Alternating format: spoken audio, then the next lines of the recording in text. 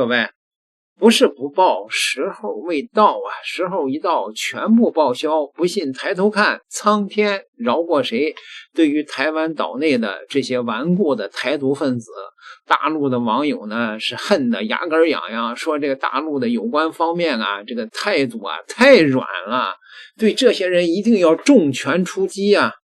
这个大陆呢，这个央视传来了一个好消息，就是对顽固的台独分子，台湾所谓的什么内政部长刘世芳进行了这个制裁，他的亲属被台湾的企业开除了。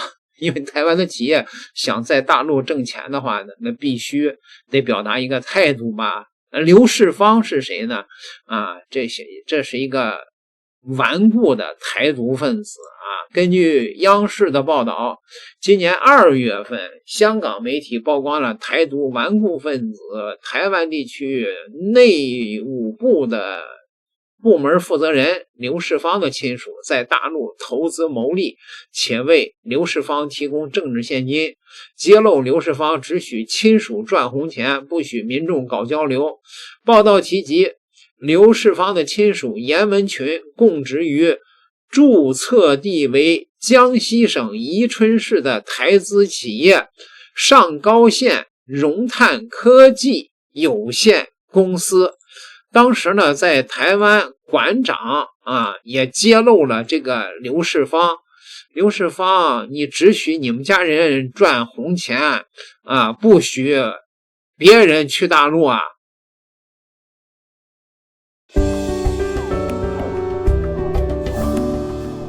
近来，台独顽固分子刘世芳、王定宇双双卷入舆论的风口浪尖，双面人的丑陋嘴脸暴露无遗。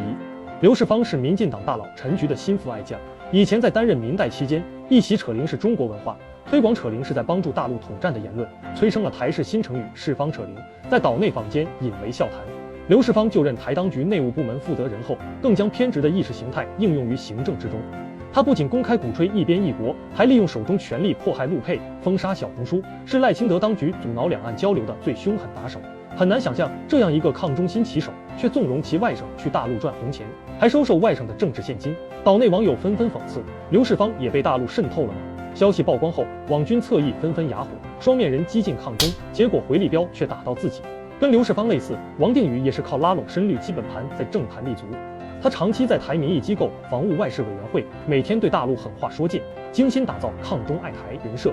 此外，他还塑造服务选民很勤快的形象，每天清晨5、6点钟在社交媒体上发帖，我又开启一天的工作楼。这一习惯雷打不动，即便是与民进党前发言人严若芳桃色丑闻曝光后，他仍坚持天天打卡。深绿基本盘为他的勤奋感动到稀里哗啦。如今，王定宇再次卷入桃色丑闻，其人设彻底崩塌，网上对他的冷嘲热讽铺天盖地，最勤快民代的称号成为一个笑话。像刘世芳、王定宇这样的双面人，在民进党内比比皆是。有人高呼封杀抖音、小红书，却被发现自己也用大陆社交软件；有人鼓动抵制大陆商品，却被发现也从大陆平台网购；有人标榜勤政爱民，却被查出贪腐成性。民进党这伙人本来就是一个草台班子，无能又无德，为了骗取选民，打造各种光鲜亮丽的人设，但假的终归是假的。当双面人被揭穿，只剩下臭不可闻的皮囊。民进党不要低估岛内民众的智慧，除了刘世芳、王定宇，未来必将有更多的双面人露出真面目。把这5款的 APP 从自己的手机里面把它删掉，因为它里面的对国安的危害太大了。在国安局公布小红书、微博等5大大陆 App 有高治安风险，过度搜集各之外还可定位。刘世芳要求内政部同仁 App 通通删掉，不能使用，涉及范围不止公务机，连个人的手机也在内。但这是内政部自己下达，还是行政院的全面指令？院长，政院现在禁用小红书，是连个人手机都在内吗？没看镜头是不知道有这消息吗？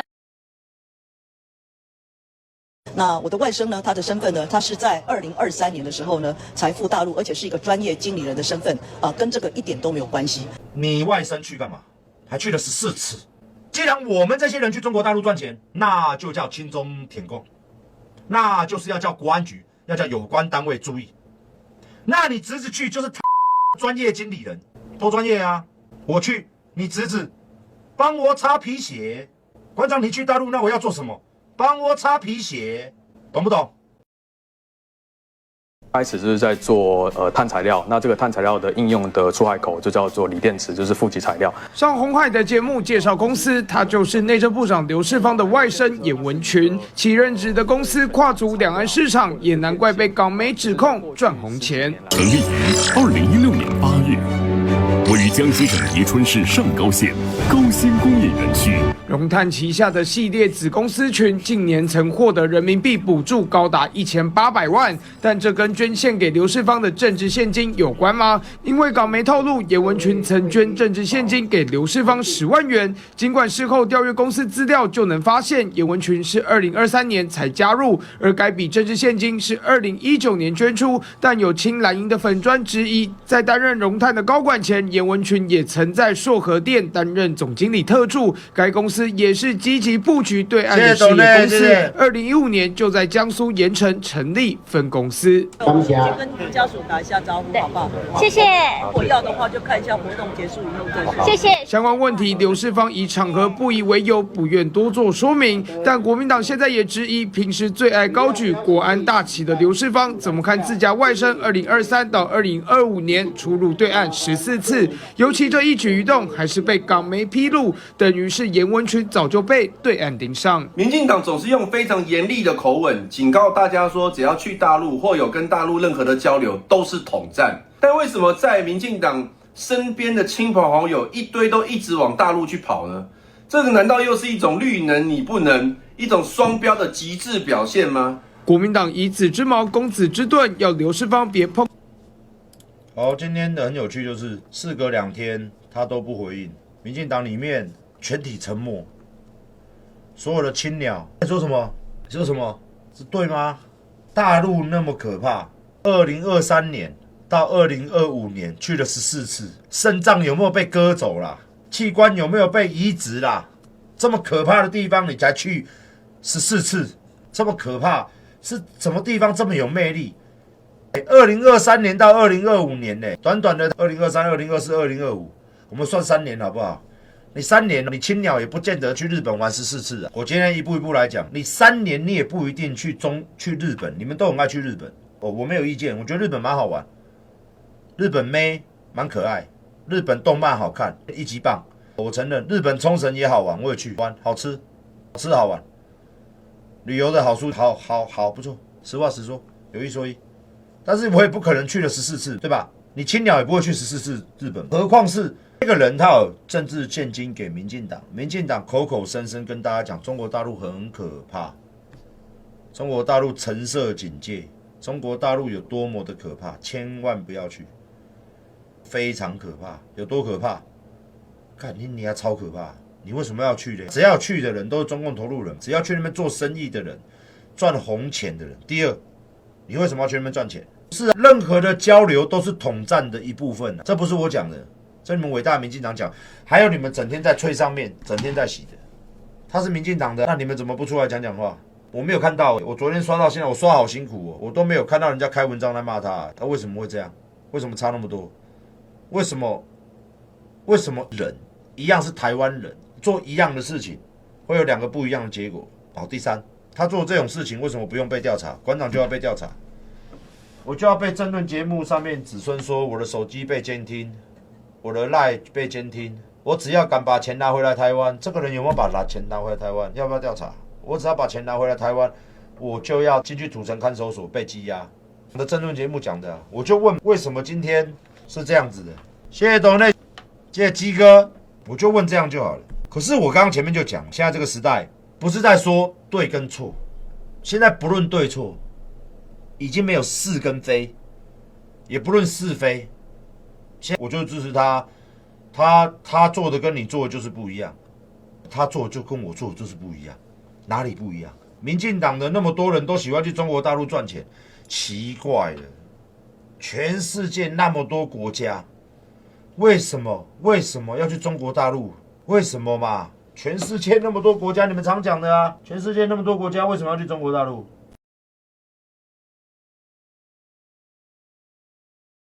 我觉得刘世芳大概后台快没有后台了，现在啊又出了这件事情啊，所以可能这个赖清德他们这一挂啊，现在可能在暗示他了，叫他准备走人了吧？对，刘世芳其实我以前他很年轻的时候我跟他接触过，他那时候到外馆嘛，那时候我还接待过他啊。那这么多年也看他的这个政坛啊起起伏伏啊，我感觉说他的这个现在是满脸风霜啊，然后这个露出一脸苦相，可以说是历尽沧桑了。他的政治生涯里面，一开始的时候他是搭到阿扁那一艘船的，他是阿扁的身边的小朋友之一，所以阿扁一上台以后，他就开始有了政治的机会。那可是阿扁下台以后呢，他这也是怎么讲想要在政坛上某一个发展，因为他一直就是只有政治是他所有的这个怎么讲呢，人生的全部吧那所以他也到地方政府去，到台中市啊，后来这个最后是投效于谁呢？最后是投效于花妈，这个在高雄这边选立委，也在高雄市政府待过。那可是问题就变成他跟赖清德可能就是渊源不是很够的，也没有直接的关系。可是他还是一直想要在政坛上往上走，那就变成说他要投赖清德之所好，那就变成台独的急先锋。在赖清德的这个圈子里面，你不是台独急先锋是没有你是没有机会的。所以他靠走意识形态，可是呢，他也付出代价了。其实他早年我碰到他的时候，他没有那么极端的台独，他的意识形态不是那么简单，不是那么极端。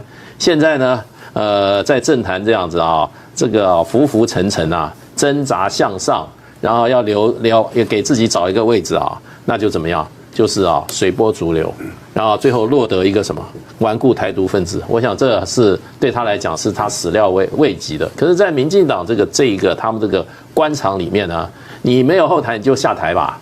那硬是要在这个地方他也做得很辛苦啦。那现在这个他自己的侄儿的事情，就犯了民进党所谓的政治正确的一个问题对，那所以这个问题现在他不能够替民进党怎么样加分。不能替他的组织带来少一点争议，那他只是跟着喊没有用了，所以我觉得现在可能是在点他了。所以谢龙介讲的这个意思还是比较怎么讲呢？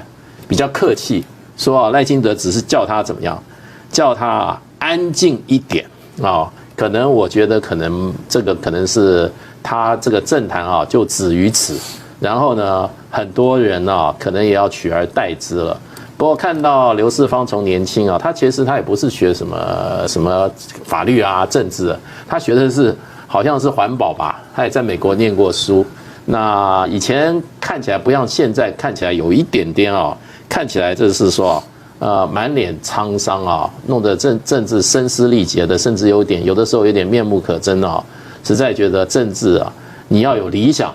你就朝着你的理想走。如果你只是想在这个政治体制里面谋个一官半职那么硬撑在那个地方就下台。你的所有的你在阿扁那边努力过，你在花妹那边努力过，现在是赖清德的天下，你跟他关系不够你就准备还是告老还乡自己过自己舒服的日子算了吧。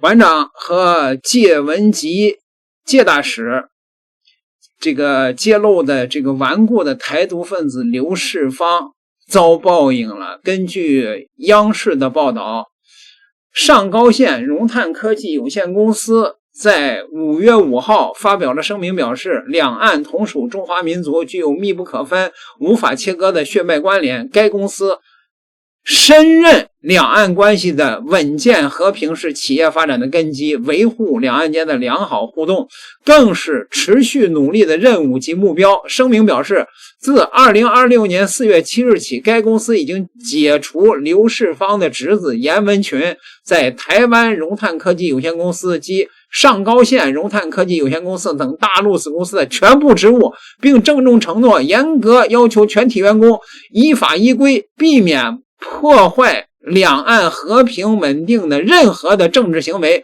并确保企业资金仅用于纯粹之产业研发和商业发展，严禁任何资源以直接或间接形式支持台独或违反一中原则等具有特定政治立场之人士或者是组织啊，这个表态朋友们还是很坚决的吧？嘿嘿，就是这就对了，大陆对这些顽固的台独分子出重手，千万别停。点个订阅，咱们下集再聊。